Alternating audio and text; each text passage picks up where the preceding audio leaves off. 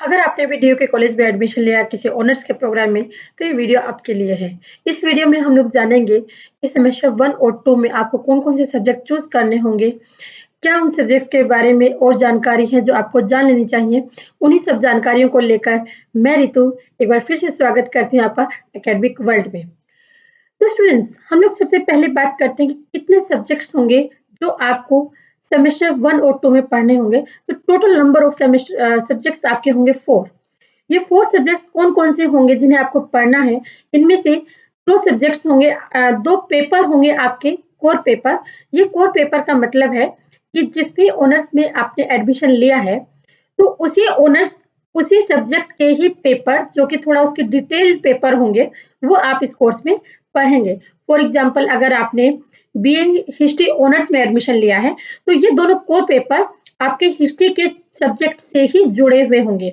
यानी कि 2 पेपर हैं लेकिन दोनों के दोनों आपके अपने सब्जेक्ट से जुड़े हुए हैं। अगर आपने कॉमर्स में एडमिशन लिया है या बीए इकोनॉमिक्स ऑनर्स में एडमिशन लिया है, तो भी आपके पेपर आपके अपने सब्जेक्ट से जुड़े होंगे, जो कि कोर पेपर के नाम से जाने जाते हैं। इसके अलावा तीसरा पेपर जो आपको पढ़ना होगा, उसे कहा जाता है जीई यानी कि generic elective paper. Generic elective paper को हम लोग ऐसे समझ सकते हैं कि लाइक इंटरडिसिप्लिनरी पेपर कि जिसमें आपका अपना सब्जेक्ट कुछ और है, लेकिन आप किसी और सब्जेक्ट्स के बारे में पढ़ते हैं। जैसे कि मान लीजिए कि आपने बीए ऑनर्स ज्योग्राफी में आपने एडमिशन लिया है, तो उसमें आप जेनिक इलेक्टिव पेपर कौन-सा पढ़ेंगे? एक्सेप्ट ज्योग्राफी आप कोई भी और ऑनर्स का पेपर जो जेईई का पेपर ऑफर कर रहे हैं, वो आपको पढ़ना होगा। अगर ज्योग्राफी के आप ऑनर्स के अगर आप स्टूडेंट हैं, ज्योग्राफी छोड़कर आप history honours, political honours, economic honours या मैथ्स ऑनर्स या कोई भी और पेपर जो जेईई का पेपर ऑफर कर रहे हैं, वो आप पढ़ सकते हैं एक्सेप्ट योर पेपर। अगर इसी तरीके से आपने बीए ऑनर्स पॉलिटिकल साइंस में एडमिशन लिया है, तो जेईई पेपर आपका क्या हो जाएगा? Except political science. क्यों? क्योंकि ये एक इंटरडिसिप्लिनरी पेपर है, जिसमें कंपल्सरी है कि आपको अपने पेपर के अलावा कोई और सब्जेक्ट को भी पढ़ना होगा और ये जो जेनिक इलेक्टिव पेपर है, ये आपको सिर्फ 2 सेमेस्टर पढ़ना होगा, first and second. Third, fourth में फिर आपका एसएससी का पेपर होगा, जिसके बारे में हम लोग किसी और वीडियो में बात करेंगे। अभी के लिए हम लोग सिर्फ बात करेंगे सेमेस्टर 1 और 2 के बारे में। फोर्थ जो आपका पेपर होने वाला है, ये थोड़ा-सा इसमें एक ट्विस्ट है, चेंज है और वैसे बहुत सिंपल है लेकिन स्टूडेंट्स सबसे ज़्यादा इसी में कन्फ्यूज़ होते हैं। तो इसी को जानने के लिए मेन पर्पज़ जो इस वीडियो को बनाने का था, वो इस फोर्थ पेपर के बारे में ही था।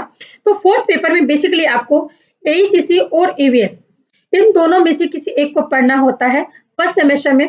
फिर दूसरे सेमेस्टर में आपको आप जो सेमेस्टर 1 में पढ़ चुके हैं, उसके अलावा जो दूसरा बचा है, वो आप सेमेस्टर 2 में पढ़ेंगे। फॉर एग्ज़ाम्पल अगर आप सेमेस्टर 1 में एईसीसी पढ़ चुके हैं, तो आप सेकंड सेमेस्टर में ईवीएस पढ़ेंगे और अगर ईवीएस को पहले पढ़ चुके हैं, तो एईसीसी को बाद में पढ़ेंगे।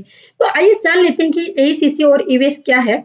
बेसिकली ये जो सब्जेक्ट है एईसीसी और ईवीएस, ये दिल्ली यूनिवर्सिटी के सभी कॉलेजेस में फर्स्ट ईयर के स्टूडेंट्स के लिए कंपल्सरी सब्जेक्ट है, जो कि ऑनर्स वालों को भी पढ़ना है और प्रोग्राम वालों को भी पढ़ना है। पर क्योंकि बीए प्रोग्राम और बीए ऑनर्स सभी में इतने सारे एडमिशन्स हुए हैं, तो एक इकट्ठा एक ग्रुप बड़ा ग्रुप ना बन जाए कि सभी लोग एक ही में आ जाए, इसके लिए कॉलेज क्या करता है, छोटे-छोटे ग्रुप डिवाइड कर देता है कि कुछ एक ग्रुप होगा जो ईवीएस को पहले पढ़ेगा, दूसरा ग्रुप होगा जो एईसीसी को पहले पढ़ेगा। ईवीएस बेसिकली एनवायरनमेंट स्टडीज़ पर्यावरण के बारे में ये एक पेपर है जो आपको और हमें सभी को पता होना चाहिए हमारे पर्यावरण के बारे में। पॉल्यूशन जो इतना हो रहा है उसको कैसे कम किया जा सकता है, क्या-क्या प्रोविज़न किया जा सकता है, हमारी क्या रिस्पॉन्सिबिलिटी है, इस तरीके की तमाम सारी जानकारियाँ एनवायरनमेंट से रिलेटेड आप इस पेपर में पढ़ेंगे।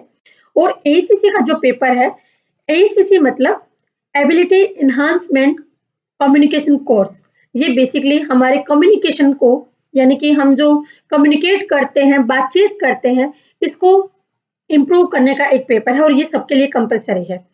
इसमें एसीसी में ये जो एबिलिटी जो पेपर है, इसके ब्रैकेट में दिया हुआ है हिंदी और इंग्लिश। इसका क्या मतलब है? इसका मतलब ये है कि ये चॉइस आपके पास है कि आप एईसीसी का पेपर हिंदी में पढ़ना चाहते हैं या फिर इंग्लिश में पढ़ना चाहते हैं। अगर आप एसीसी हिंदी को चूज़ करते हैं, तो आप इंग्लिश को नहीं पढ़ेंगे और अगले सेमेस्टर में आप ईवीएस को पढ़ेंगे। एसीसी को पहले पढ़ेंगे या ईवीएस को पहले पढ़ेंगे, इस बात की जानकारी आप अपने कॉलेज के डीलिंग असिस्टेंट हैंड से ले सकते हैं। लेकिन एसीसी इंग्लिश होगा या हिंदी होगा, ये चॉइस कंप्लीटली आपकी है, जिसके लिए आपको अपने कॉलेज की तरफ से गूगल फॉर्म मिल जाएँगे।